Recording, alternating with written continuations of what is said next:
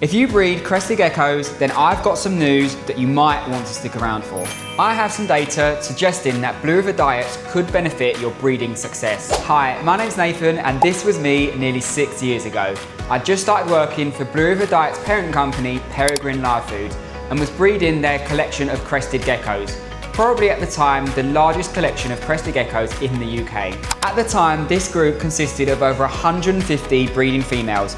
My job was to look after these to high standards whilst also collecting and monitoring breeding data. I was recording and analysing this data to track a number of things, including the success of pairing certain males with certain females, and even the overall fertility of eggs collected from the entire collection. Year on year, data was always roughly as expected. My collection produced around 12 to 1300 eggs per year, and the average fertility rate sat at around 82%. However, I knew that this could be improved as some of our geckos looked like this and were slightly overweight.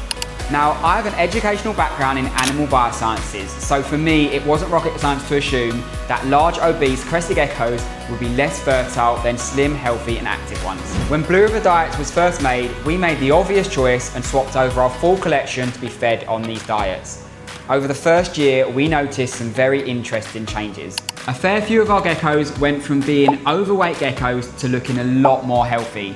And at the end of the year, we noticed that our overall fertility rate went from 81% the previous year to 85% the year we made the change to feeding BlueRiver Diets. Now I know that 4% may not seem big, but when you're dealing with a large collection like I was breeding here, this was very significant.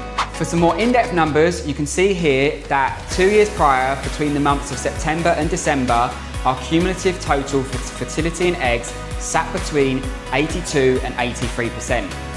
The following year, similar numbers in the same months where it sat between 81 to 82%. And then fast forward to the year that we made the change to feed BlueRiver Diets, you can see this increase where at the same months, this total sat between 84 and 85%. I believe that these results could be down to the more healthy and appropriate choices in BlueRiver Diets formulation. It's made with low and healthy sources of fat, which helps to tackle the increasing number of overweight crested geckos. But it's also formulated with soy protein isolate, which is better suited to the needs of crested geckos, as its amino acid profile helps to limit rapid growth rates, but instead pours energy into healthy skin and organs. If you want to feed your geckos more naturally with ingredients selected to suit their real needs, then why not try BlueRiver Diets today?